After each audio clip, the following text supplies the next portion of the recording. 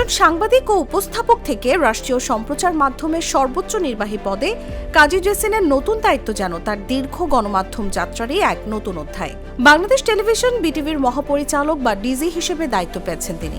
1 বছরের চুক্তিতে গ্রেড 1 মর্যাদায় এই দায়িত্ব পালন করবেন কাজী জেসিন। বৃহস্পতিবার জনপ্রশাসন মন্ত্রণালয়ের চুক্তি ও বৈদেশিক নিয়োগ শাখা এই সংক্রান্ত প্রজ্ঞাপন জারি করে। কেউ ক্ষমতায় কিভাবে যাবে সেজন্য চেষ্টা করছে, আবার কেউ কি করে ক্ষমতায় কতদিন আঁকড়ে থাকবে সেজন্য চেষ্টা করছে। সেটা কোনোটাই আমাদের দেশের জন্য, দেশের ভালোর জন্য না। গাইবান্ধায় জন্ম নেওয়া কাজী জেসিন উচ্চশিক্ষা নিয়েছেন রবার্ট কেনেডি কলেজ ও ইউনিভার্সিটি অফ কামব্রিয়ায়। লিডারশিপ অ্যান্ড সাস্টেইনেবিলিটি বিষয়ে অর্জন করেছেন MBA ডিগ্রি। তার গণমাধ্যম যাত্রা শুরু 1997 সালে লিটল ম্যাগাজিনে প্রবন্ধ লেখার মধ্য দিয়ে। এরপর 2 দশকের বেশি সময় ধরে সাংবাদিকতা, অনুষ্ঠান নির্মাণ এবং উপস্থাপনায় তৈরি করেছেন দীর্ঘ অভিজ্ঞতার পরিসর।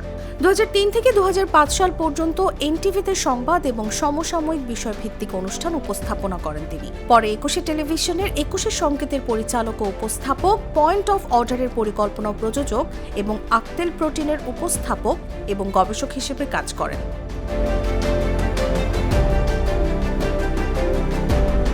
2007 থেকে 2014 সাল পর্যন্ত স্বাধীন মিডিয়া প্রোডাকশন হাউস বায়োস্কোপের সিইও এবং কারেন্ট অ্যাফেয়ার্স ও বিজনেস ডেভেলপমেন্ট বিভাগের প্রধান ছিলেন। 2014 সালে যমুনা টেলিভিশনের দৈনিক রাজনৈতিক টকশোর পরিকল্পনাকারী এবং উপস্থাপক হিসেবেও দায়িত্ব পালন করেন কাজী জেসিন।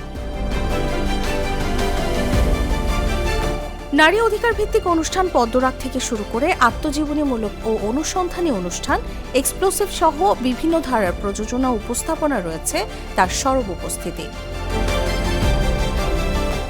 দীর্ঘ এই পথ চলার পর এবার তিনি দায়িত্ব পেলেন রাষ্ট্রীয় সম্প্রচার মাধ্যমের শীর্ষ কর্মকর্তা হিসেবে। অভিজ্ঞতা, অনুষ্ঠান নির্মাণের দক্ষতা এবং সাংবাদিকতার দীর্ঘ পেশাগত পথ চলা সব মিলিয়ে কাজী জেসিনের নেতৃত্বে বিটিভির নতুন কি পরিবর্তন আনে সেটি এখন দেখার অপেক্ষা। নিউজ ডেস্ক, জাগো নিউজ।